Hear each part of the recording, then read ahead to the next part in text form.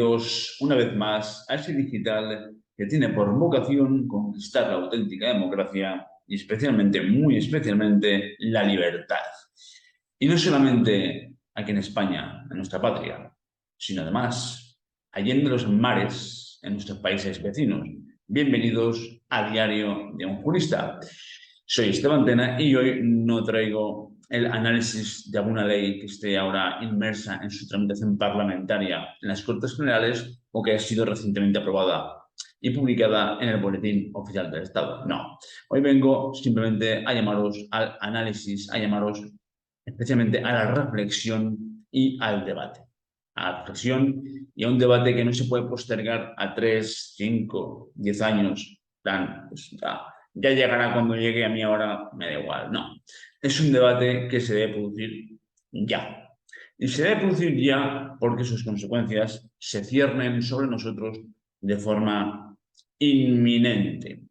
Os explico. Voy a exponeros lo que, en mi opinión, es la sinopsis, la silenciosa sinopsis de lo que puede ser un auténtico y potencial cambio de régimen. Sí, la sinopsis silenciosa de un potencial cambio de régimen. Y bien, fijaos, si este gobierno, amigos y amigas, fue capaz, contra todo pronóstico y contra todas las fuerzas sociales en contra, fue capaz de, con sus bemoles, decretar un estado de alarma que a priori sabían de sobra inconstitucional, porque así se lo habían ya advertido, si fueron, contra todo pronóstico, como digo, capaces de dictar aquel estado de alarma que después, como no podía ser de forma debido inconstitucional, pero ellos ya lo sabían de sobra, si fueron capaces de esto, ¿qué no serán capaces? Pues bien, fijaos en esta sinopsis silenciosa hacia un cambio potencial de régimen. ¿El primer paso cuál es? Pues el primer paso es el que ya de hecho el gobierno prácticamente ha pergeñado, que es el total control del más alto y magnánimo tribunal tocado de España, el Tribunal Constitucional, pues ya ad hoc para esta situación tan peculiar, digamos, también fabricada para este momento, pues ya tenemos ad hoc a un Tribunal Constitucional, como digo, perfectamente diseñado y fabricado para la ocasión. Para una ocasión, por otra parte, también, por su parte, perfectamente fabricada y diseñada con objetivos que, bueno, que tarde o temprano, espero, conozcamos los objetivos reales. Bien, pues este primer paso es controlar a ese tribunal constitucional, fabricar a un tribunal constitucional a su medida. ¿Para qué?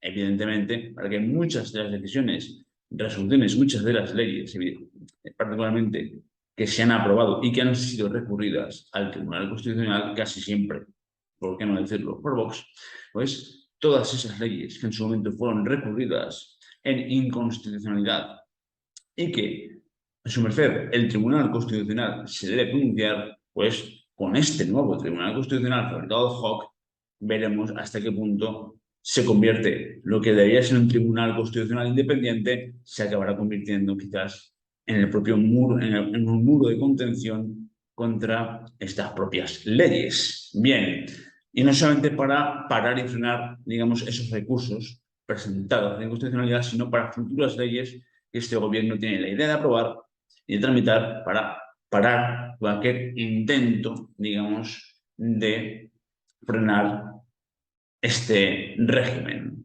este periplo por el que nos lleva el gobierno. Bien, el segundo paso en esta sinopsis silenciosa hacia un potencial cambio de régimen sería precisamente una ley que ya ha sido aprobada, que yo en varios vídeos en este canal y también con Libres, con Luis J. Martínez, Libres 3.0, he venido analizando, y es esa ley de seguridad nacional que bastante grave, que viene a sustituir, que no es más que una sustitución de ¿qué? Una sustitución del artículo 116 de nuestra Carta Magna, de nuestra Constitución. Como sabéis, yo sí lo expuse exhaustivamente en aquellos vídeos, esta ley de seguridad nacional es una sustitución de un artículo 116 de la Constitución española en el que ya perfectamente se establecen digamos, los estados que se pueden decretar en situaciones extraordinarias y extremas que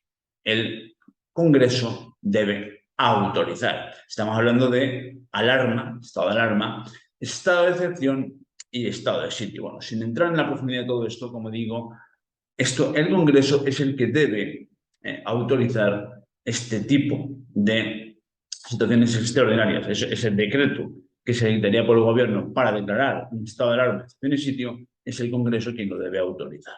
Pues bien, en este sentido, esta ley de seguridad nacional lo que vendría es a sustituir, como así pretende el gobierno, a sustituir ese artículo 116 de la Constitución española. ¿Para qué? Para que el gobierno no necesite el control previo del Congreso, sino que sea el gobierno el que por real decreto, es decir, cuando le da la gana, pueda decidir qué situaciones se van a considerar como extraordinarias y de emergencia. Va a ser el gobierno, por tanto, el que considere cuándo, de qué manera y cómo vamos a estar ante una emergencia nacional y, por tanto, el gobierno quien decida cuándo va a ser una emergencia nacional y, por tanto, cuándo se debe dictar este Real Decreto de emergencia nacional, escudándose, parapetándose y valiándose de esta Ley de Seguridad Nacional que ya es una realidad. Bien, el tercer paso, muy peligroso, es precisamente la Ley de Secretos Oficiales que se está tramitando ahora mismo. Ahora, el Congreso y el Senado están inmersos, trabajando en esto, inmersos en su tramitación y que, pues muy yo que para septiembre-octubre tenemos ya esta ley sobre la mesa. Una ley de secretos oficiales en la que, de nuevo, el gobierno, por Real Decreto, podrá decidir, y así lo hará, qué es susceptible de secreto y qué no es susceptible de secreto. Es más, decidirá dentro de que un documento, una circunstancia, un acontecimiento sea susceptible de secreto, qué nivel de protección por ser un secreto tendrá. Es decir, vamos a tener, ya lo veremos en un vídeo futuro, cuando la ley ya sea aprobada, la analizaremos, veremos que va a haber 4 tramos, va a haber 4 estadios de protección por su nivel de secretismo. Entonces, en base a estos 4 niveles, que por cierto los va también a decidir el gobierno, veremos qué circunstancia, documento, acontecimiento va a ser secreto y con qué nivel de protección. Bien, pues precisamente con esta ley de secretos oficiales que está a punto de entrar en nuestras vidas, el gobierno, por Real Decreto, podrá decidir qué documento, qué acontecimiento, circunstancia, qué evento va a ser secreto y por cuánto tiempo, 20, 30, 50 años. Bien, ¿a dónde quiero llegar a parar con esto? Y esto es más importante. El gobierno, como veis, va a decidir, a través de una ley de seguridad nacional, va a decidir cuando le dé la gana qué circunstancias y acontecimientos van a ser susceptibles de aplicar un estado, digamos, de emergencia, que es lo que vendría a sustituir, precisamente a un estado, digamos, de alarma. O sea, viene en realidad a evitar el control del Congreso de los Diputados. Bien, una vez dictado este Real Decreto de Emergencia Nacional, va a decidir asimismo, con esta nueva ley de secretos oficiales, va a decidir qué circunstancias, qué acontecimientos, qué documentos deben ser secretos. Es decir, por una parte decido qué acontecimiento va a ser susceptible de aplicar un estado de emergencia nacional y además, con esta otra ley, decido que las causas, por ejemplo, las causas por las que he dictado esta emergencia nacional no pueden ser conocidas, van a ser secreto. Yo, como presidente de gobierno, decido que esto es una emergencia nacional y, por otra parte, decido que los motivos por los que he decretado esta emergencia nacional no pueden ser conocidos porque, en base a la ley de secretos oficiales que yo mismo he dictado, no van a ser conocidos. Conclusión. Dicto porque me da la gana una emergencia nacional, un Real Decreto de emergencia nacional y nadie se va a enterar en base a la ley de secretos oficiales por qué motivo lo he dictado.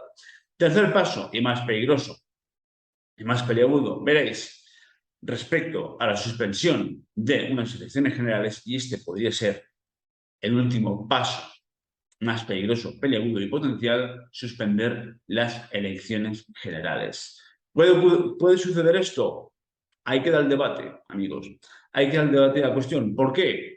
Porque la suspensión de elecciones generales no está contemplada, no existe en la Constitución. No existe en la Constitución un precepto determinado que específicamente describa, que tipifique, que hable, que regule en la Constitución una suspensión de elecciones. Esto, constitucionalmente hablando, no está contemplado. Y como la propia Constitución no lo contempla, tampoco hay una ley orgánica o ley ordinaria que regule esta cuestión. ¿Por qué? Porque es obvio y evidente que lo que no se regula en la Constitución, es absurdo que venga una ley orgánica a regularlo. De hecho, la propia ley orgánica que regula pues, el sistema electoral no contempla la posibilidad de suspensión. Esto no está regulado, habida cuenta que la propia Constitución no lo contempla. Esto es peligroso y esto tiene, en mi opinión, dos matices, dos vertientes, dos dimensiones a analizar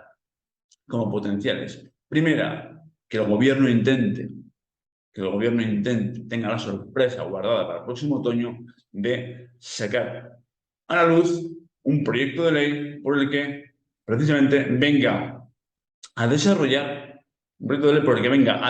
precisamente algo que no existe. Es decir, la Constitución no contempla esa suspensión de elecciones generales, pero el gobierno puede, haciendo cabriolas, si fueron capaces de dictar un real decreto de alarma, estado de alarma, sabiendo que iba a ser inconstitucional, que no sean capaces de hacer. Podrían perfectamente intentar al menos aprobar una ley en la que se desarrolle, en la que se articule una suspensión de las elecciones, aun siquiera sin haberse tener un precedente en la propia Constitución. Luego habría un vacío legal y el gobierno se podría aprovechar de este vacío legal para desarrollar cómo se van a poder suspender las elecciones.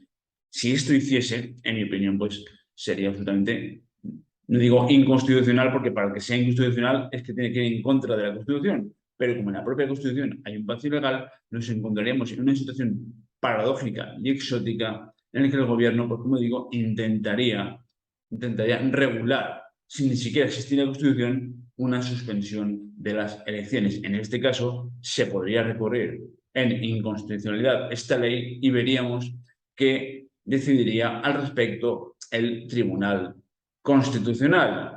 Un tribunal constitucional, como digo, fabricado para el momento histórico que estamos viviendo. Esto por una parte. Por otra parte, aun sin tener una ley que le permita suspender unas elecciones, perfectamente podría, porque de hecho lo están haciendo constantemente, dictar un real decreto de suspensión de elecciones, una posibilidad de dictar un real decreto de suspensión de las elecciones y que después, y esto ya veremos, que después este Real Decreto de suspensión de elecciones sea recurrido vía contencioso administrativa ante el Tribunal Supremo. Podría ocurrir que un Real Decreto de suspensión de las elecciones se acabe recurriendo vía contenciosa ante el Tribunal Supremo. Igual que aquel Real Decreto por el que se indultaba a los separatistas, pues fue recurrido vía contenciosa ante el Tribunal Supremo, también un supuesto y potencial Real Decreto de suspensión de elecciones podría ser también recurrido ante el Tribunal Supremo en vía contenciosa. Pero claro, en tanto en cuanto el Tribunal Supremo se pronunciase ante este ficticio Real Decreto de suspensión, pues el tiempo correría. Es decir, este es el panorama con el que en esta sinopsis nos podemos encontrar, con que el último paso sea suspender unas elecciones y encontrarnos con que ese Real Decreto de suspensión sea recurrido ante el Tribunal Supremo, ante la sala contenciosa del Tribunal Supremo, pero mientras tanto el gobierno siga en el poder. Y paralelamente a que el Tribunal Supremo ha de pronunciarse al respecto, se intente aprobar una ley, en las Cortes Generales en la que se regule precisamente la suspensión de las elecciones ante estados de emergencia. En fin, pues esta es una sinopsis. Lamento si ha sido un poquito exhaustiva y un poquito larga, pero era complicado hacerlo en menos tiempo.